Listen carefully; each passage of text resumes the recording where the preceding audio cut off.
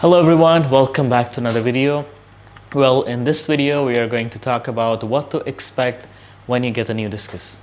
So let's get right into it. One of the very common things with almost any kind of fish that when you get new and you add to the tank is that the fish is going to hide. But the difference between discus and almost all other kinds of fish is that discus is going to hide a lot. They will be very shy to come out, they will be very skittish, they will get scared very easily, and if we have lots of decoration, lots of plants, it will hide a lot.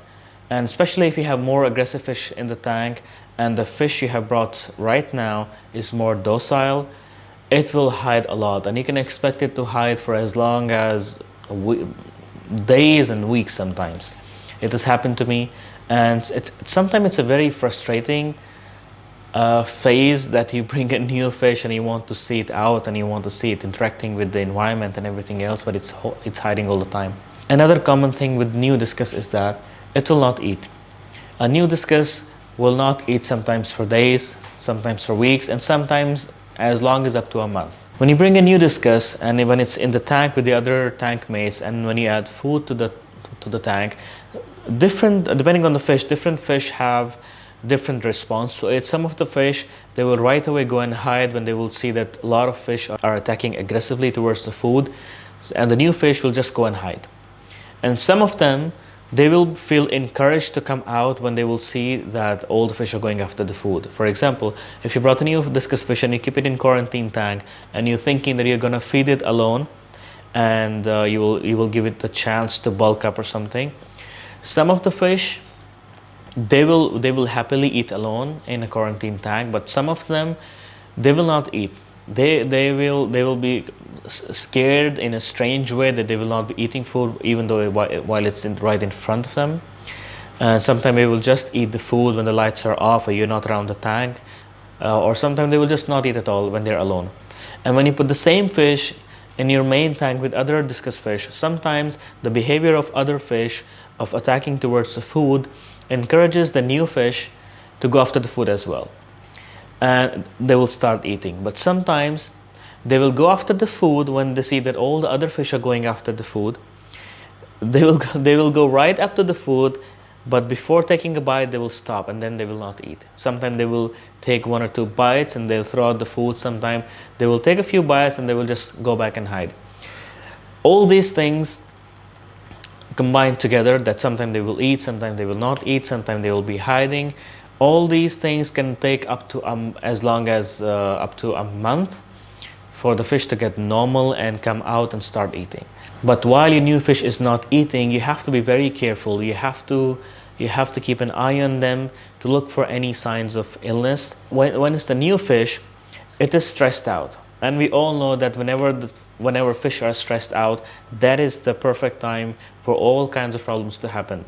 The bacteria and the parasites, they're looking for a chance for the fish immune system to get weak so they can attack. So just keep an eye on the fish, make sure it's not showing any signs of illness, it's not breathing with one gill, it's not flushing or scratching itself, or it's not turning dark, or it's not having white feces or feces like mucus or something. So just keep an eye on these things. And it's always a good idea that if you have a new fish, just do a round of preventive medicine like metronidazole for internal parasites or something, because anything external on the fish body, that can be seen clearly. If a fish has issues of flukes, they will start to show symptoms of flukes. They will be scratching and flushing and stuff like that. But internal parasite or worms is one problem that usually is very hard to identify unless you see that the fish has started to lose a lot of weight, or you happen to catch the fish at the right time when it's producing waste and you can see that it looks like a white string or something like that. So just be careful with that, quarantine your fish. And for me personally, I think it's always better to have a preventive round of medicine for worms and parasites. Another problem that is very common, not only with discus but almost any kind of cichlid, is aggression. Whenever you will introduce the new fish in the tank, the complete hierarchy of the tank just changes. The most dominant fish will will start going after the new fish. They will start bullying them to make sure that the new fish knows who's the boss of the tank. And sometimes this is what causes the new fish to just go and hide. But sometimes the complete opposite happens. When you add the new fish, that turns out to be the most dominant one, and it starts to bully the other ones. And this problem is most annoying when you're getting one discus at a time, because when you're getting one discus and you have already 3, 4, or 5 discus in your tank, that one new discus becomes the target of those existing 5 or 6 or 7 discus. So this is why it's always a good idea to introduce discus in groups. So if you're getting a new discus, it's better you, instead of getting one, you get 2 or 3 together. But if you get a single one every time, because this is what happens with me, mostly I'm not able to get 2 or 3 good discus at the same time. Eventually there are times you just add one.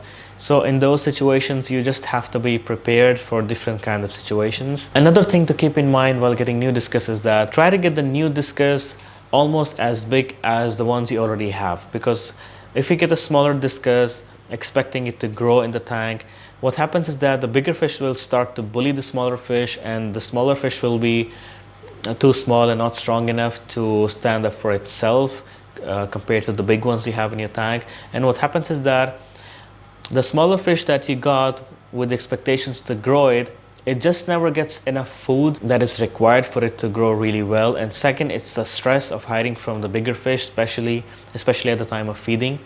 So this is another thing, that it's another problem that hobbyists face when we bring a discus of a smaller size compared to the ones we already have. So when you're getting a new discus, try to get the new one of a similar size to your existing ones. Another thing to keep in mind is that, and you should be expecting it, that if you're getting a fish, it's quite possible that you might have to remove the new fish out in a separate tank. Try to have a backup tank for the fish. It could be a quarantine tank or something, because sometimes you will see that the new fish is not getting a break from getting beaten up by everyone else. So in those situations, a quarantine tank or a separate tank comes really handy to remove the fish, to give it some time, give it some break from all the beating and everything. And sometimes actually just 1 or 2 fish that are bullying the new fish, and in those situations you have to remove the bully instead of the new fish. And sometimes all of these things can happen all together when you get a new discus. So in such situations, the first thing you should do is try to have patience. In most of the situations, everything will turn out fine itself. You just have to wait it out. You just have to have patience. Don't directly jump into taking things in your own hands. Sometimes you just have to wait it out. You have to let the fish figure out its business. You have to let all other fish fight and do whatever they have to do until things settle down, because at the end of the day, they're cichlids. So try to have some patience, but be ready with the backup plan. And well, this is how it is to keep discus, and this is how it is in this hobby. But once again, even though I'm mentioning all these problems that you should be aware of, and also you should be expecting it, especially if you're a new discus keeper and this is happening to you, just don't freak out. Have some patience. It's not a big deal. Things will be fine. And if you're someone who have never kept discus before, these are few things to keep in mind, that you have to be a little prepared, but it's nothing to be scared of. Discus are amazing fish. They're not as hard as we feel they are. When you go on the internet and you read so much different stuff, it's not really that complicated. They're not very difficult fish. It's just that they're cichlids and they have issues of aggression among themselves. And I think it's similar with angelfish also. You can try the same thing with angelfish and you'll end up having the same problems with them, because those are cichlids as well. And in my personal opinion, angelfish are more aggressive than discus.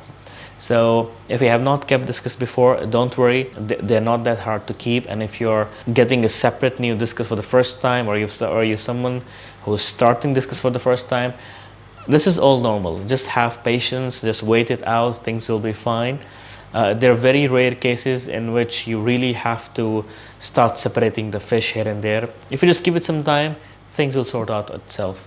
And once again, if you guys like this video, if it helped you in any way, please do let me know in the comment section. Do give this video a like if you liked it, and please do consider subscribing, and I will see you next time. Until then, peace.